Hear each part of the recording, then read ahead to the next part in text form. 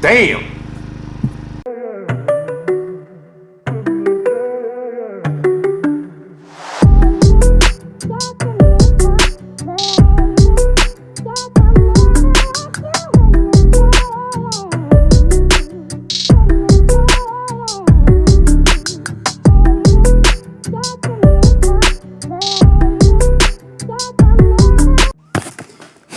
What's going on, everybody? Welcome back to the channel. If you're new to the channel, my name is Mo. This is my channel, Mo Nation. So in this video, this is going to be the video that I said a couple of videos ago about the customer that called 10 days later and was complaining about a smell in their car. So let me give you a backstory. This was a Pontiac Vibe. I don't recall the year, maybe 2004 or something like that. I don't really remember. But it's an older car, right? It got some years on it.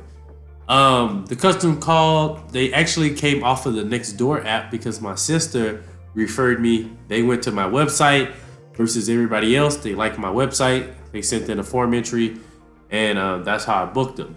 So basically, they sent me pictures, and the pictures really didn't make it look as bad as it really was in person. In person, it looked 10 times worse, and it was full of pet hair. Plus, on top of that, it had that old cheap carpet that is hard to get stuff out of. So off the rip, when they sent me pictures, I'm gonna show y'all the text messages. Like, I gave them the rundown from the beginning saying, hey, I may not be able to get everything out, you know, with the headliner. I could try, but you know, it may not come out, type of thing. Same with the seated carpet, you know, it may come out, but it may come out, it may not come out, it may lighten up. It just depends how long the stain's been there and stuff. So as y'all can see, I went over there, knocked it out. Everything was good. The customer was really, really happy. And everything, you know, I didn't have any issues. Now, the only thing they asked me about was the headliner, but I explained to them and said, hey, I tried to wipe it. I tried steaming it, and I don't want to do more. I don't want to do any damage to it than it's already messed up. And my suggestion was to just get the headliner redone. It's already past, it's far gone. So like I said, 10 days later, I get a text message from this customer saying, hey, there's a urine and an ammonia smell in the car, right? So then I'm kind of curious, because if I did the seats and the carpet, it wouldn't smell like that if that was the case. It would smell more like a wet sock, wet dog, wet whatever, you know? It's a different type of smell. But they said, nah, it smells like urine, and on this part of the carpet, it really smells like urine and stuff like that. So I was like, whatever. Now, being a good customer service, they had already signed the paper and everything, saying everything was good. I could have said, you know, I'm gonna have to charge you to come back out there. But nah, I went ahead and went over there, scheduled them for, I think it was like 2 days. I had the next opening, scheduled them for that opening, and would knock it out. Now, I had already planned to spend 1 hour on the car to just keep extracting and extracting and extracting and extracting the seats that y'all gonna see throughout the video, until it literally came back clear. The first time, that's what I was doing. I was extracting, but I guess I just didn't do it good enough. And so, you know, I went and did that, like I said, just extracted and all that stuff. And stuff like this happens. So stuff like this happened. There's nothing that you could do about it. And when you ever get a customer like this, it's like, hey, this is a smell or whatever. For me personally, I just go and I handle it. I don't charge them or anything like that. I go and I handle it. Believe it or not, I want to say about 5 days later, the same customer wrote me a 5-star review on Google, which I never asked them to do. But they went and did it. And that tells me right there that they were satisfied with the customer service that they received and with the work they received. Now, when I got there, they also said something about the mats. They said the mats were super dusty, and stuff like that. So I went ahead, and there was only, with the mats, it's strange because with my extractor, I extracted those until like the water was coming back clear, and just maybe I wasn't penetrating enough or something.